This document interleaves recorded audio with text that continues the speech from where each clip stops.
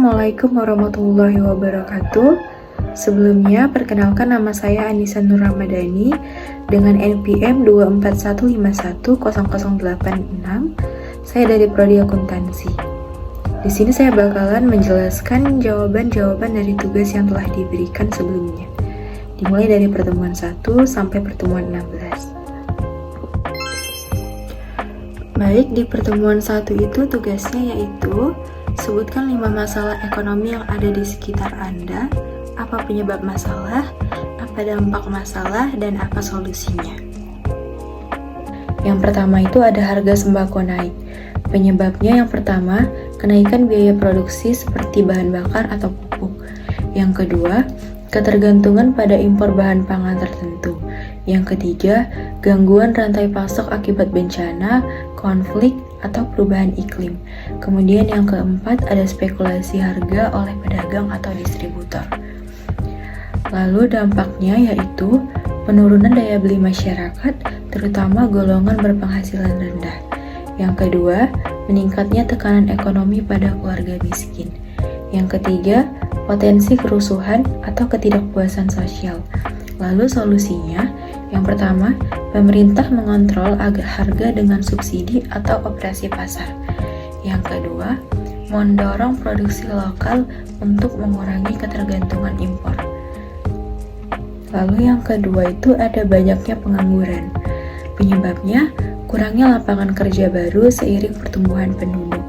Tidak cocoknya keterampilan tenaga kerja dengan kebutuhan pasar, otomasi dan digitalisasi yang mengurangi kebutuhan tenaga kerja manusia, lalu pemutusan hubungan kerja PHK akibat perlambatan ekonomi.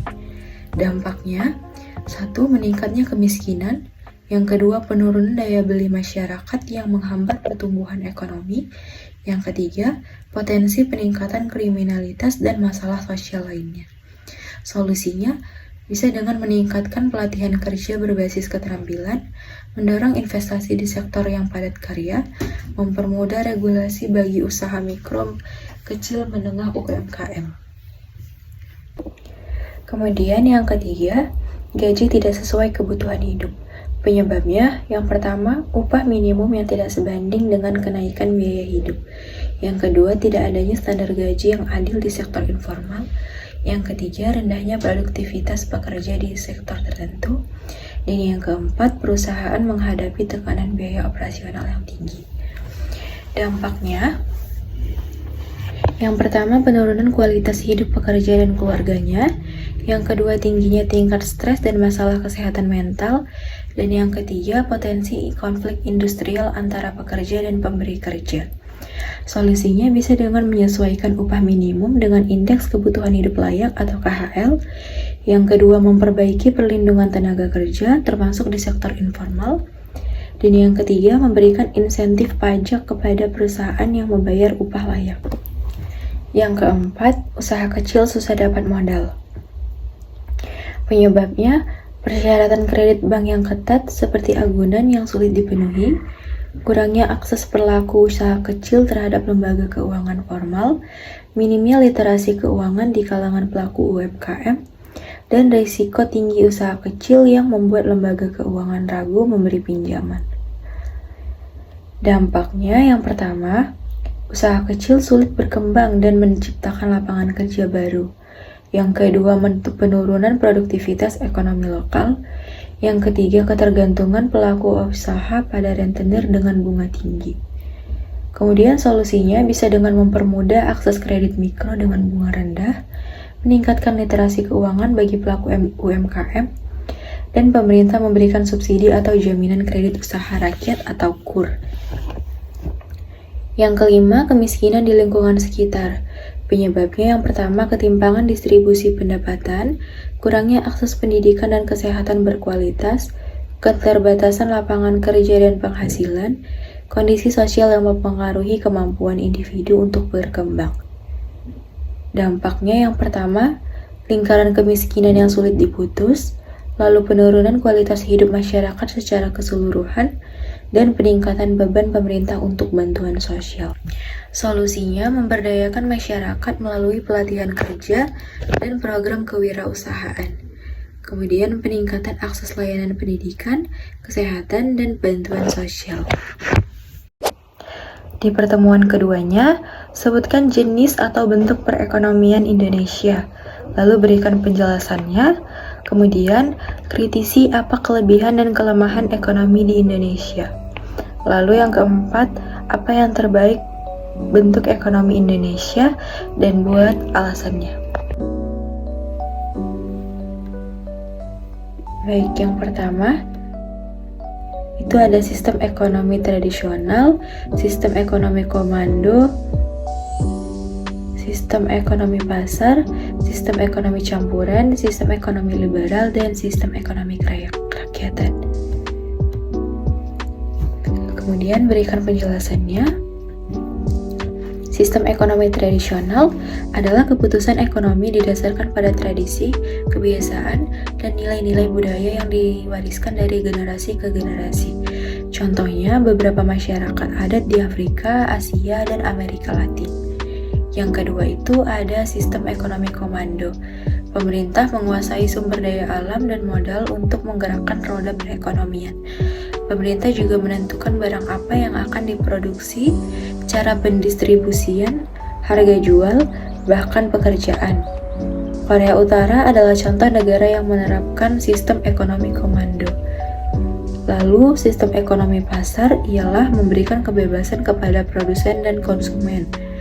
Kemudian sistem ekonomi campuran itu adalah gabungan antara sistem komando dan sistem ekonomi pasar. Lalu, ada sistem ekonomi liberal, di mana mengedepankan jumlah pemerintahan dan permintaan dan penawaran di pasar. Sistem ini memberikan kebebasan bagi masyarakat untuk melakukan kegiatan ekonomi. Sebagian besar negara di dunia menerapkan sistem ini, termasuk negara Eropa dan Amerika. Lalu, sistem ekonomi kerakyatan, di mana Indonesia sendiri menganut sistem ini atau disebut sistem ekonomi Pancasila. Sistem ekonomi ini sesuai dengan nilai kebangsaan seperti gotong royong dan saling menguatkan. Kemudian yang ketiga itu kritisi apa kelebihan dan kelemahan ekonomi Indonesia. Kelebihannya yang pertama, ada keseimbangan antara pemerintah dan pasar, jadi tidak total bebas seperti kapitalisme. Yang kedua, sumber daya alam besar banget. Kalau dikelola dengan baik, bisa menopang perekonomian. Yang ketiga, pasar domestik luas karena jumlah penduduknya besar. Lalu kelemahannya yang pertama, ketimpangan ekonomi masih tinggi karena distribusi kekayaan tidak merata. Lalu korupsi sering jadi hambatan dalam kebijakan ekonomi. Dan yang terakhir ada ketergantungan impor di beberapa sektor bikin rentan terhadap fluktuasi global. Lalu yang keempat, apa yang terbaik bentuk ekonomi Indonesia dan buat alasannya. Bentuk ekonomi terbaik untuk Indonesia dan alasannya menurut saya, bentuk terbaik tetap ekonomi campuran, tapi lebih fokus pada pemberdayaan ekonomi kerakyatan.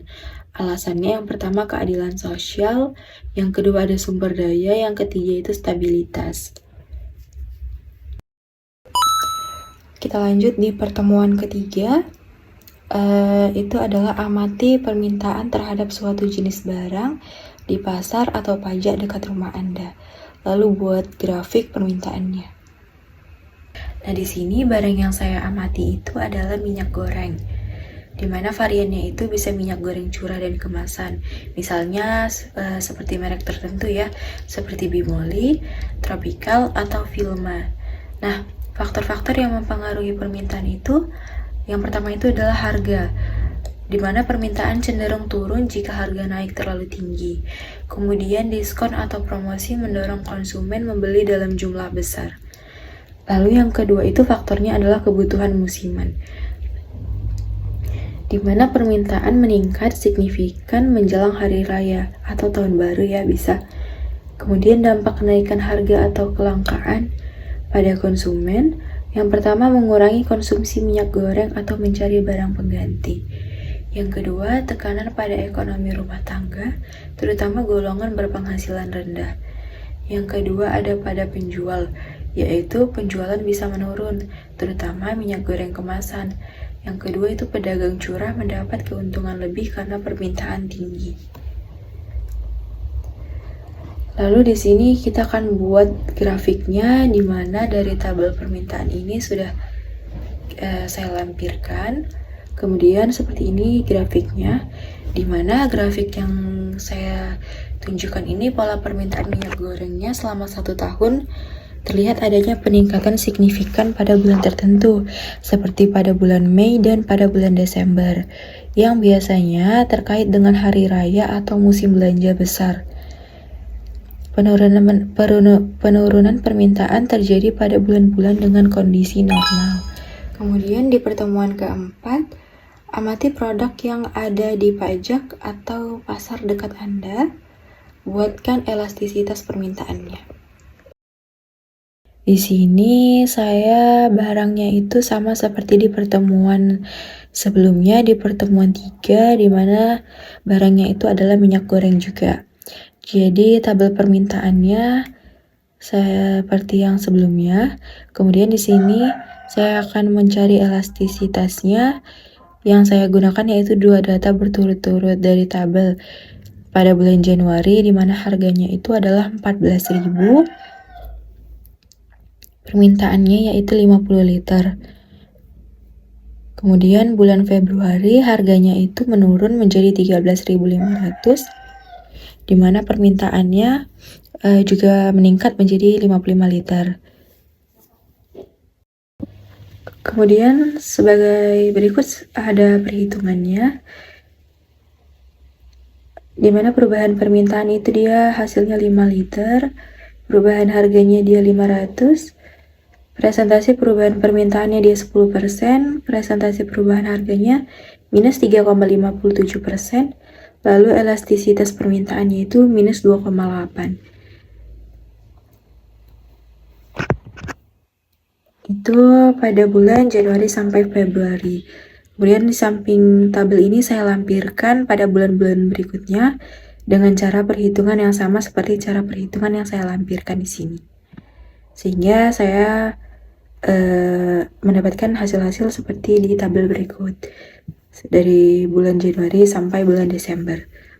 Lalu, interpretasi hasilnya, nilai elastisitasnya itu adalah minus 2,8, menunjukkan bahwa permintaan minyak goreng bersifat elastis pada bulan Januari sampai Februari. Artinya, perubahan harga menyebabkan perubahan permintaan yang lebih besar dalam presentasi.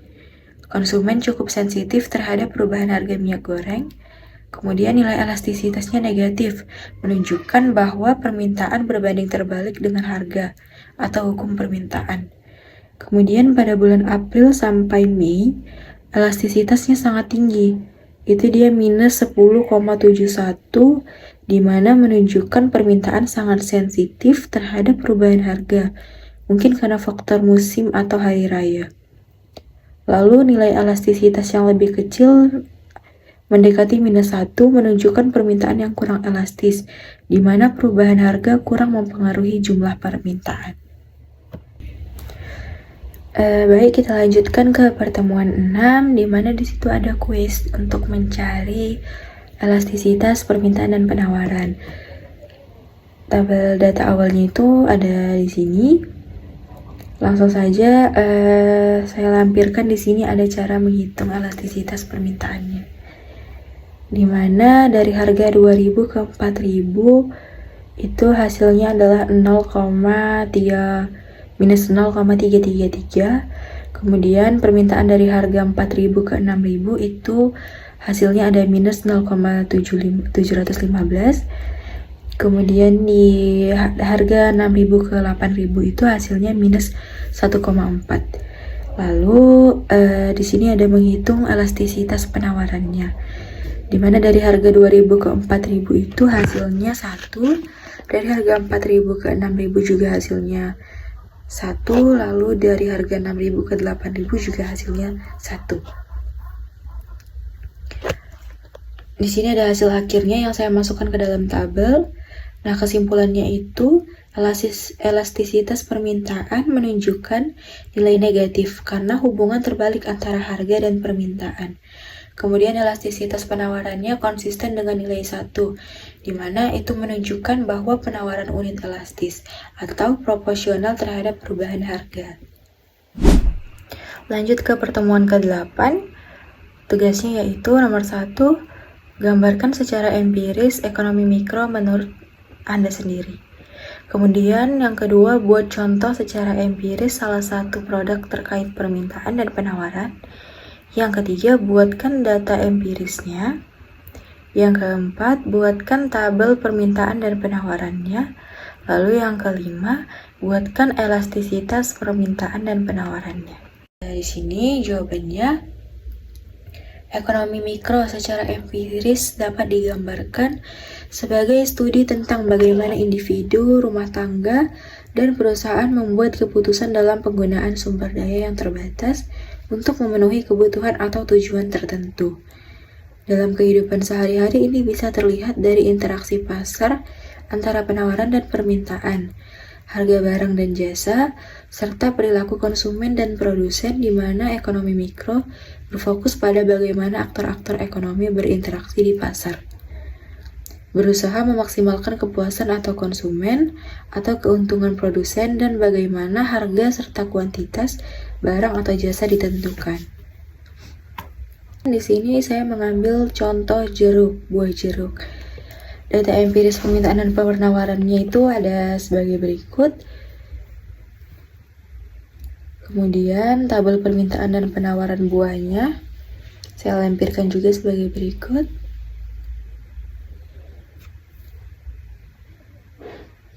Kemudian perhitungan elastisitas penawarannya. Di sini di mana harga per kilonya 10.000 sampai 12.000, elastisitas penawarannya itu hasilnya 0,73. Kemudian di 12.000 sampai 15.000, elastisitasnya itu 0,67. Di harga 15.000 sampai 18.000, elastisitas penawarannya itu adalah 0,71, dan di harga 18.000 sampai 20.000, elastisitas penawarannya itu adalah 1,00. Kemudian perhitungan elastisitas permintaannya, 10.000 sampai 12.000 itu elastisitasnya minus 0,73, 12.000 sampai 15.000 minus 0,67, 15.000 sampai 18.000 minus 0,71, lalu 18.000 sampai 20.000 itu adalah minus 1,00. Kesimpulannya, pada elastisitas permintaan, nilai elastisitas permintaan berkisar antara minus 0,67 hingga minus 1,00. Lalu hal ini menunjukkan bahwa permintaan bersifat inelastis atau tidak terlalu peka terhadap perubahan harga, kecuali pada harga tertinggi, di mana permintaan menjadi elastis. Kemudian pada elastisitas penawaran, nilai elastis penawaran berkisar antara 0,67 hingga 1,00. Hal ini menunjukkan bahwa penawaran mulai bersifat elastis saat harga meningkat. Baik, lanjut ke pertemuan ke-11. Kumpulkan data 10 negara GDP dan GNP, analisa pakai tren dan grafik. Berikut saya lampirkan data empiris GDP dan GNP dari 10 negara itu pada tahun 2023, diikuti dengan analisis tren dan grafiknya. Tabel datanya sebagai berikut. Lalu di sampingnya ada grafiknya. Nah, grafik di atas itu membandingkan GDP dan GNP atau GNI dari 10 negara terbesar berdasarkan data ekonomi tahun 2023 dalam triliun US dollar. Berikut analisis singkatnya. Yang pertama itu Amerika Serikat memiliki GDP tertinggi di dunia. Itu jumlahnya sebesar 26,95 triliun US dollar, dengan GNP atau GNI sedikit lebih rendah di 25,43 triliun US dollar. Kemudian Cina berada di posisi kedua dengan GDP sebesar 17,7 triliun US dollar dan GNP sedikit lebih rendah di 16,9 triliun US dollar. Lalu Jepang, Jerman, dan India menyusul dengan GDP di kisaran 4-3 triliun US dollar. Lalu perbedaan antara GDP dan GNP relatif kecil untuk semua negara, mencerminkan aktivitas ekonomi domestik dan internasional. Nah, interpretasi trennya, negara dengan ekonomi besar seperti Amerika Serikat dan China memiliki perbedaan tipis antara GDP dan GNP, menunjukkan bahwa sebagian besar pendapatan dihasilkan di dalam negeri. Negara maju seperti Jerman dan Jepang memiliki struktur ekonomi yang stabil dengan selisih minimal antara GDP dan GNP. Kemudian di pertemuan ke-12, kumpulkan data 10 negara terkait data fiskal seperti pajak dan lainnya. Berikut adalah data terkait kebijakan fiskal, khususnya pajak dari beberapa negara di dunia, termasuk beberapa negara G20. Yang pertama itu adalah Amerika Serikat. Pajak perusahaan berkisar 21% dengan tarif pajak progresif untuk individu hingga 37%. Pajak minimum globalnya sebesar 15%, mulai berlaku pada 2023. Disepakati dalam G20. Kemudian, Cina, tarif pajak penghasilan perusahaannya 25%. Pemerintah Cina juga memberikan insentif fiskal untuk sektor teknologi dan energi terbaru. 3. Jepang, tarif pajak perusahaan efektif sekitar 30%. Pemerintah mendorong reformasi fiskal untuk menekan defisit akibat utang publik. Yang keempat, Jerman. Tarif pajak perusahaannya 15% sampai 30%. Fokus fiskal Jerman itu adalah pengurangan defisit anggaran pasca pandemi COVID-19. Yang kelima ada India. Tarif pajak perusahaannya 22% untuk perusahaan domestik dan 15% untuk perusahaan manufaktur baru. India juga mengalami reformasi pajak melalui Goods and Service Tax atau GST. Yang keenam, Indonesia. Pajak penghasilan badannya itu 22%. Kebijakan fiskal mendorong peningkatan penerimaan negara melalui pajak digital dan implementasi pajak karbon. Yang ketujuh itu ada Korea Selatan, menerapkan pajak global anti-base erosion atau GLOBE, bagian dari kebijakan OECD efektif mulai 2024. Prancis, tarif pajaknya yaitu 25%. Prancis juga mendukung pajak digital global yang lebih transparan.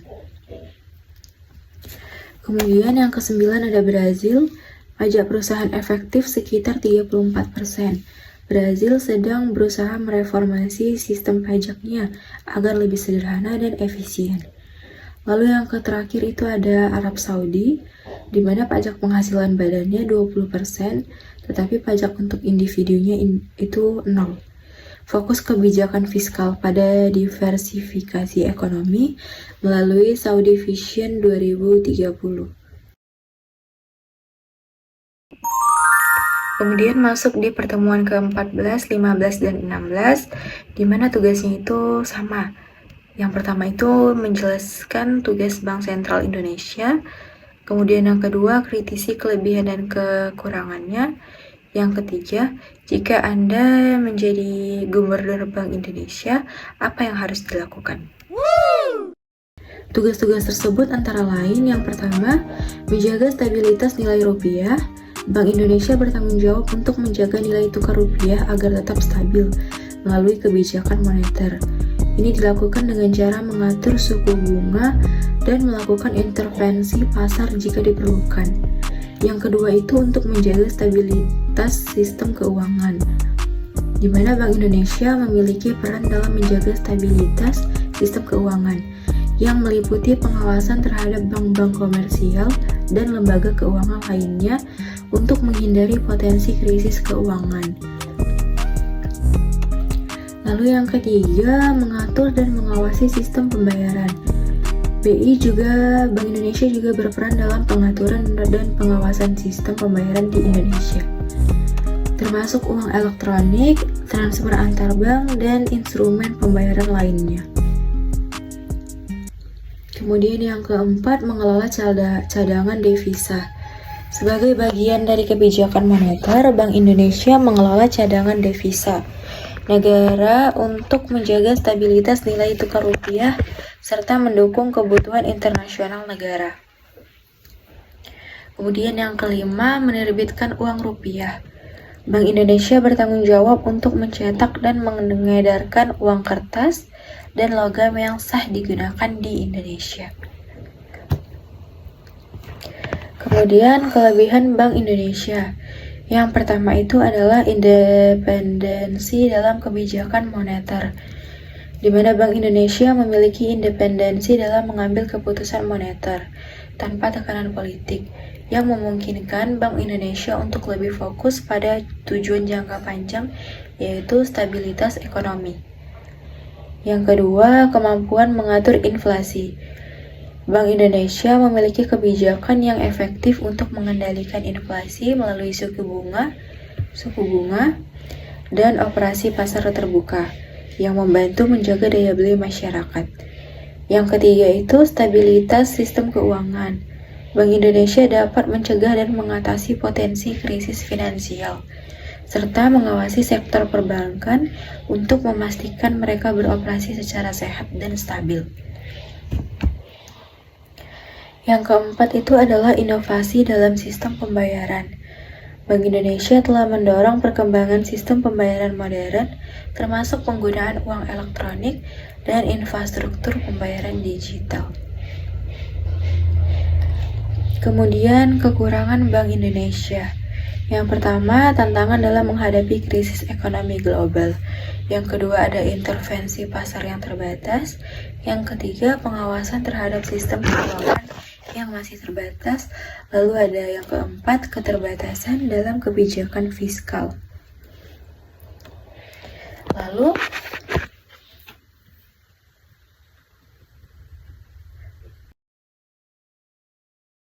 jika saya menjadi gubernur Bank Indonesia, apa yang akan saya lakukan? Mungkin langkah-langkah yang akan saya lakukan itu yang pertama, penguatan kebijakan moneter yang responsif. Dengan cara memperkuat kebijakan moneter yang lebih responsif terhadap perubahan cepat dalam ekonomi global dan domestik, serta memperkenalkan lebih banyak instrumen yang dapat mengatur inflasi tanpa mengganggu pertumbuhan ekonomi. Kemudian, yang kedua, pengawasan sistem keuangan yang lebih ketat. Meningkatkan pengawasan terhadap lembaga keuangan non-bank, termasuk vintage dan sektor pasar modal digital, untuk mencegah potensi risiko sistemik. Yang ketiga itu kolaborasi lebih dekat dengan pemerintah, dengan cara meningkatkan koordinasi dengan pemerintah dalam merumuskan kebijakan ekonomi yang seimbang antara kebijakan fiskal dan moneter untuk mencapai pertumbuhan yang inklusif dan berkelanjutan. Lalu, peningkatan infrastruktur sistem pembayaran. Melakukan investasi lebih lanjut pada infrastruktur digital untuk memastikan sistem pembayaran yang lebih cepat, murah, dan aman, serta memperkuat ketahanan terhadap ancaman cyber. Yang kelima, pendidikan dan literasi ekonomi. Dengan cara meningkatkan program pendidikan dan literasi ekonomi untuk masyarakat umum agar mereka lebih memahami kebijakan moneter dan dampaknya terhadap kehidupan sehari-hari. Dengan langkah-langkah tersebut, saya akan berupaya menjaga stabilitas ekonomi Indonesia dan mendukung pembangunan ekonomi yang inklusif dan berkelanjutan.